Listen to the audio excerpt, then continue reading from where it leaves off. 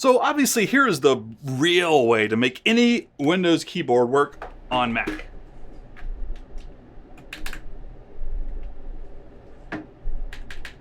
Nah, I'm just kidding. Those are cute though, right?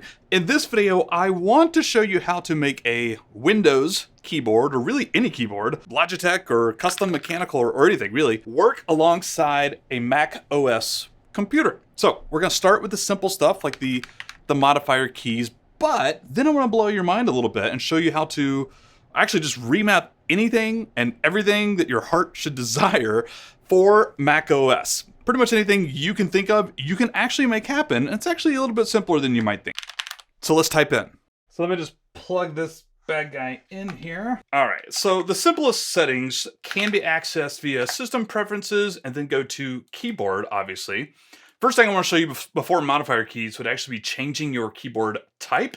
ANSI, ANSI, or ISO, International Layouts, JIS, those can all be done right here.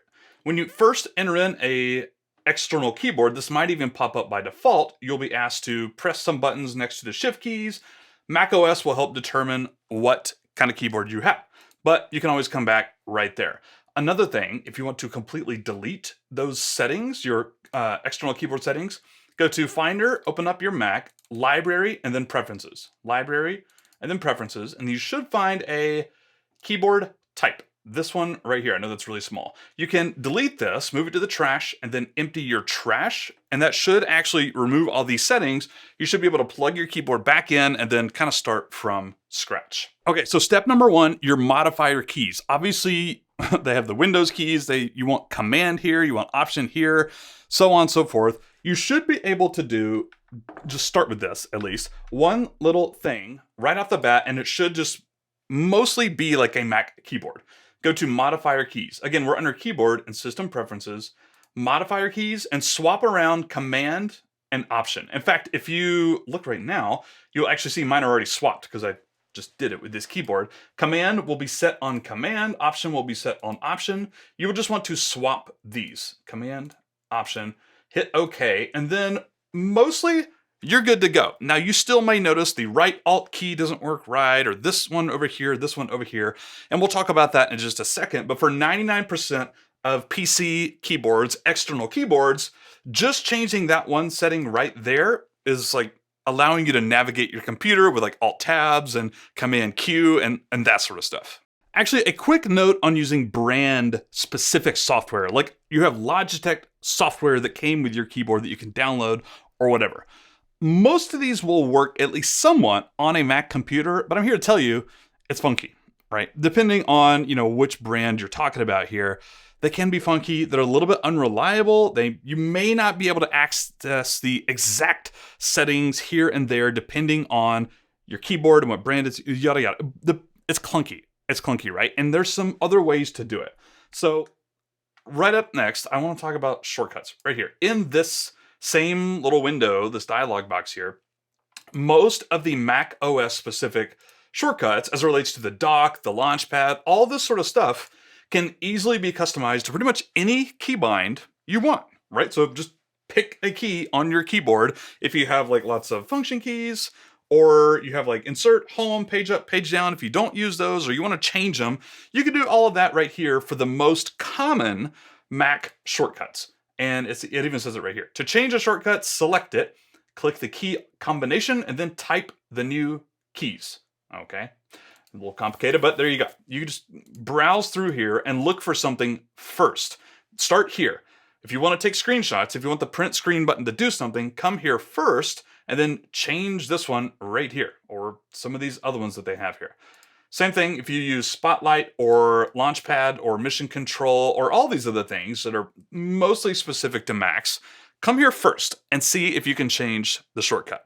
Now, slightly more advanced, but way more fun, I want to go through a little bit of third-party software that you can use to get just a little bit more nitpicky, right? If you really need this one button to do this one thing and you can't find it in shortcuts and yada yada, you want to change keybinds all over the place, you can. The sky is the limit. Now, if you have a custom mechanical keyboard, you might look at VIA there's a language called QMK. VIA is absolutely free and has a nice interface for you to remap stuff. But if you don't have a mechanical, don't worry about it. There are two others for macOS specifically. One would be Carabiner, and I didn't actually pull it open. It starts with a K. Carabiner. That's right, Carabiner Elements.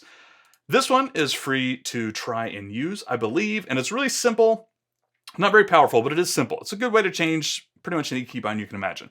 Now, the next one I want to talk about is the one I'm going to show you really quick.